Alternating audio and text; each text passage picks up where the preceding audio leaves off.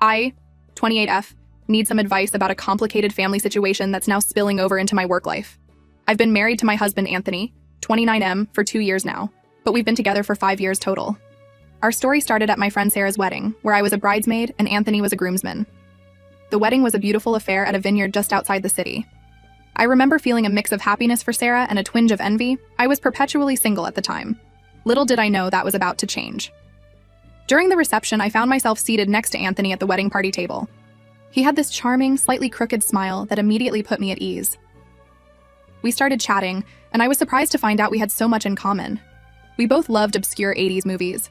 We spent a good hour quoting lines from The Princess Bride and Buckaroo Banzai. We also shared a terrible weakness for puns. By the time he dropped a truly awful grape pun, we were at a vineyard after all, I was literally crying with laughter. As the night went on, we kept finding reasons to talk to each other. When the DJ started playing slow songs, Anthony asked me to dance. I remember how my heart fluttered when he put his hand on my waist. We swayed to the music, talking and laughing, completely oblivious to everyone around us. When the wedding ended, we exchanged numbers, both of us promising to call soon. Our first date was a comedy of errors that somehow turned out perfect. Anthony, trying to impress me, took me to this fancy French restaurant. Neither of us spoke a word of French, so ordering was an adventure. I ended up with some kind of fish dish where the fish's head was still intact, its glassy eyes staring accusingly at me. Anthony's plate was even worse, a heap of snails and some kind of green sauce. We took one look at our plates, then at each other, and burst out laughing. The waiter looked scandalized, but we couldn't stop giggling. Finally, Anthony leaned in and whispered, "Want to get out of here and grab a burger?" I nodded enthusiastically, and we made our escape, leaving behind 2 barely touched plates of pretentious food. We ended up at a tiny hole-in-the-wall burger joint. The burgers were greasy, the fries were crispy, and the conversation was fantastic. We talked for hours about everything and nothing, our families, our jobs, our dreams. By the end of the night, I knew there was something special between us. Things moved pretty quickly after that. Within 6 months, we were practically living together. Anthony had a drawer at my place, and half my closet had migrated to his apartment. I knew he was the one when I got really sick with the flu. Instead of keeping his distance, Anthony spent the whole weekend taking care of me. He made homemade chicken soup, kept me supplied with tissues and medicine, and even sat through a marathon of my favorite cheesy rom-coms without a single complaint. When I apologized for being such a mess, he just kissed my forehead and said there was nowhere else he'd rather be. The proposal came about 1.5 years into our relationship.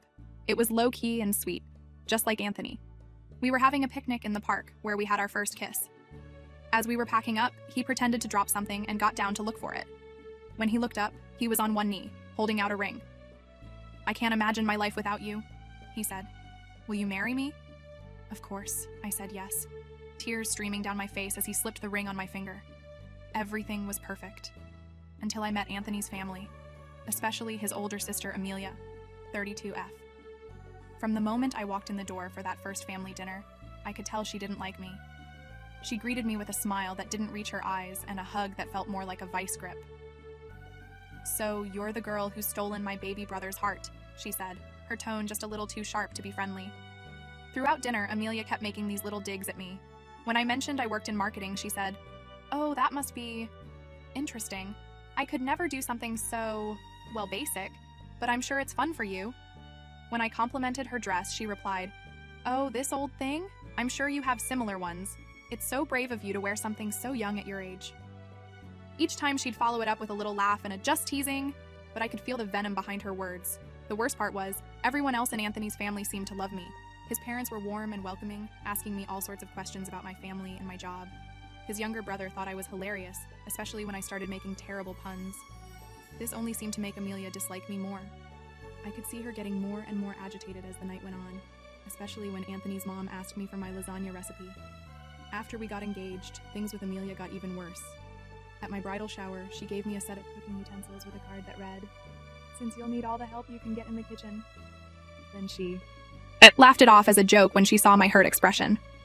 During the wedding planning, she constantly tried to undermine my choices, suggesting that maybe I should choose a different dress style because not everyone can pull off that look, or that we should reconsider our venue because it might be a bit too classy for some of your family members.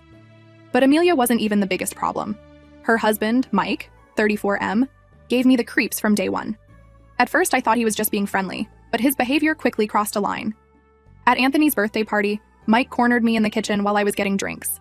He leaned in way too close, his breath smelling of beer, and said, "You know, if you ever get bored with Anthony, I could show you what a real man is like." I was so shocked I just mumbled something and ran out of there.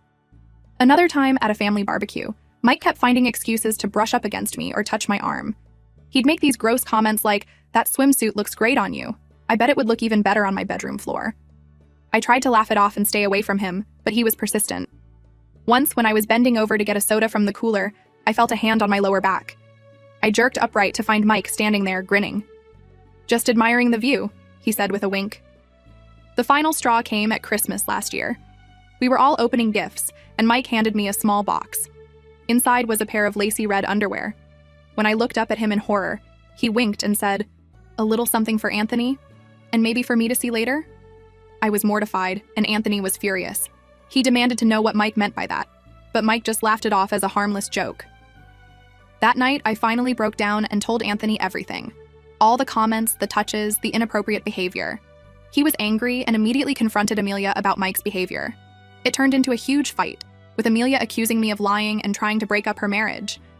She said I was just jealous of her and trying to turn everyone against her. Mike played innocent, saying I had misunderstood his friendly behavior and that I was blowing things out of proportion.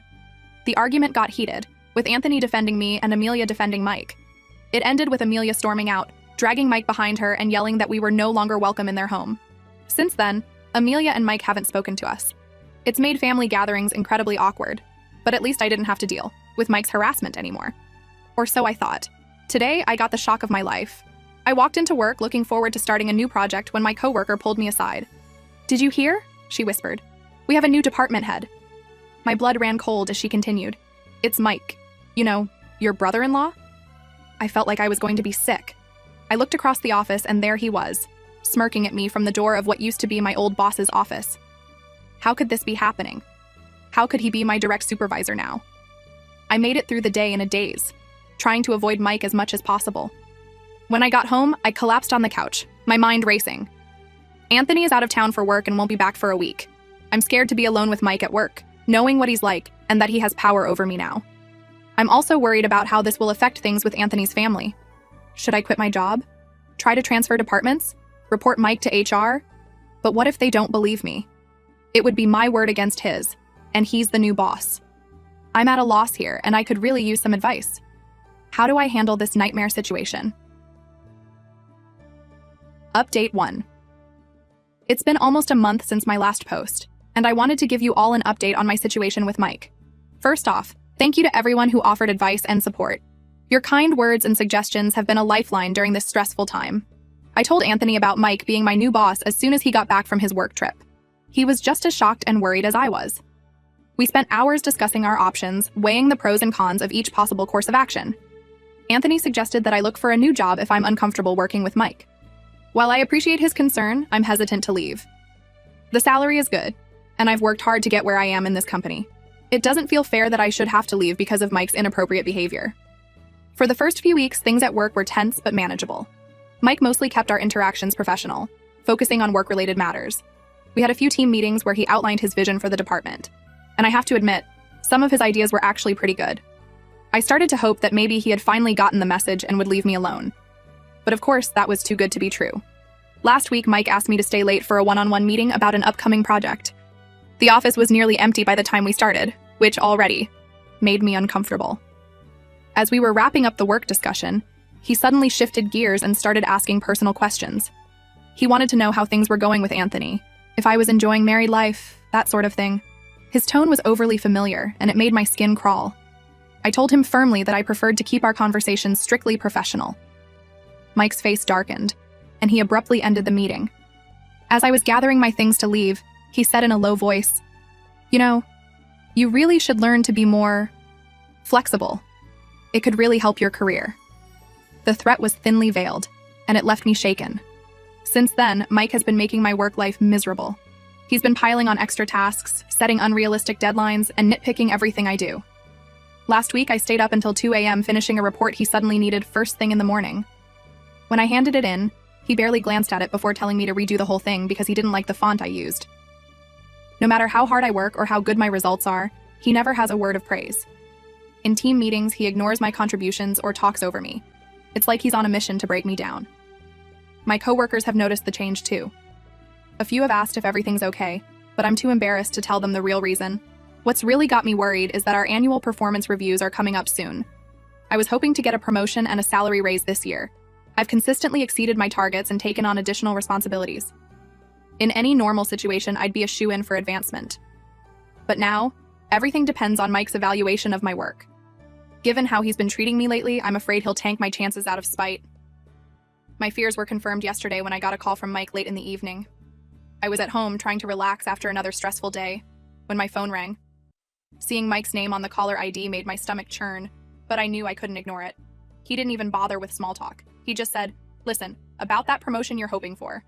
You can forget about it unless you start being more cooperative." The implication was clear, and it made me feel sick. When I didn't immediately respond, he continued, "You know, I could be a very valuable ally if you just play nice. Think about it." Then he hung up, leaving me feeling dirty and used. I'm disgusted and angry, but also scared. I've worked so hard for this opportunity, and the idea of losing it. Because I won't submit to Mike's harassment is infuriating, but I refuse to let him win. I spent half the night researching my options, looking up labor laws and company policies.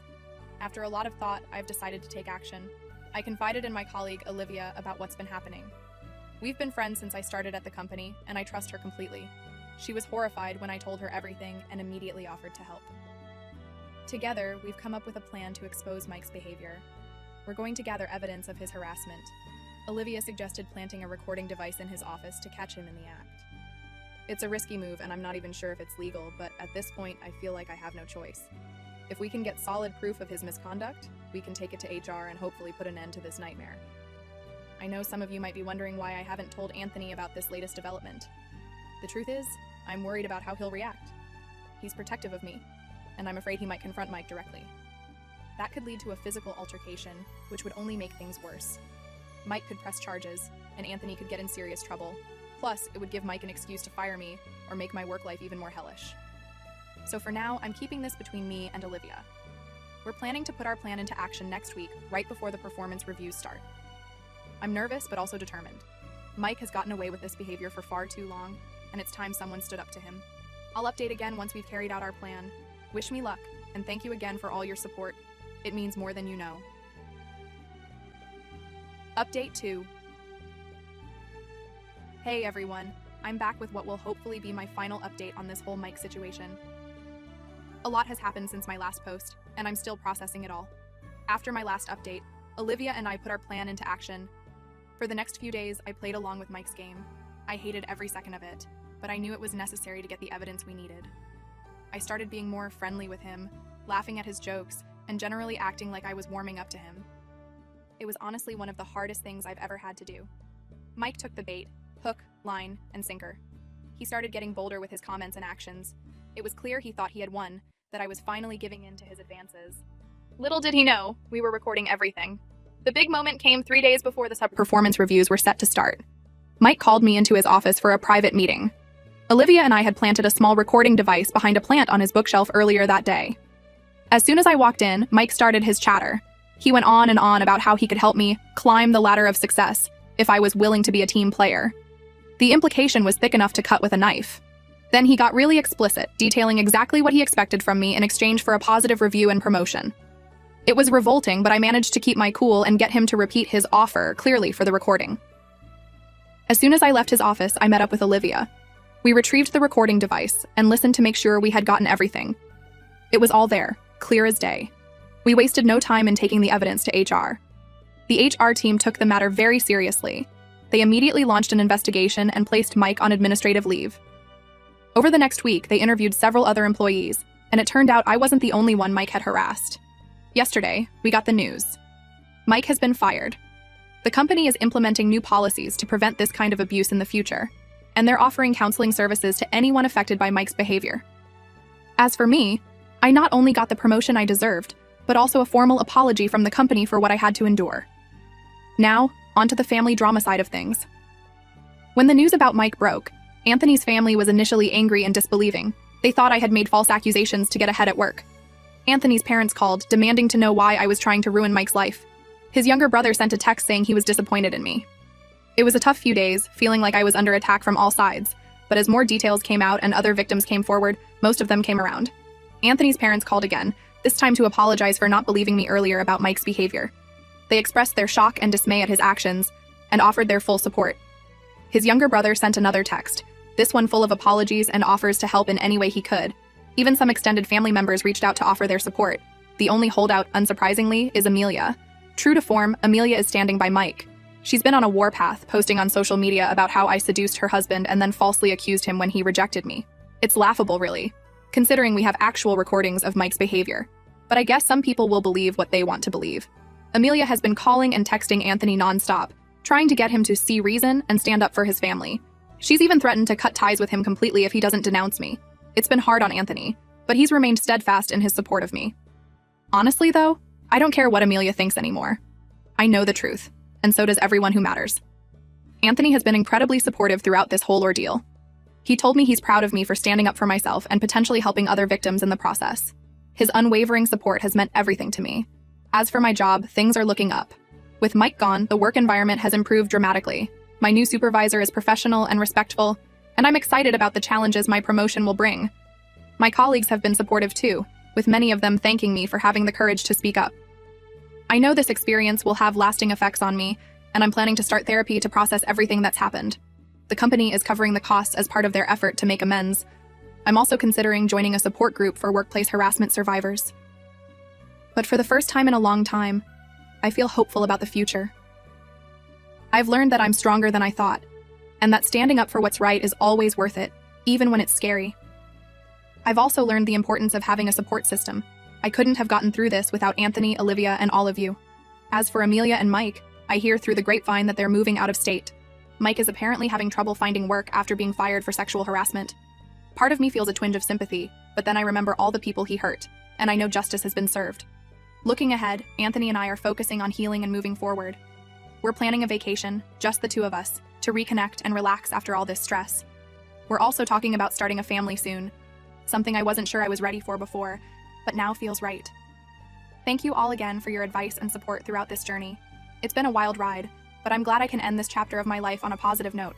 To anyone out there facing a similar situation, don't be afraid to speak up. You're stronger than you know, and there are people who will support you.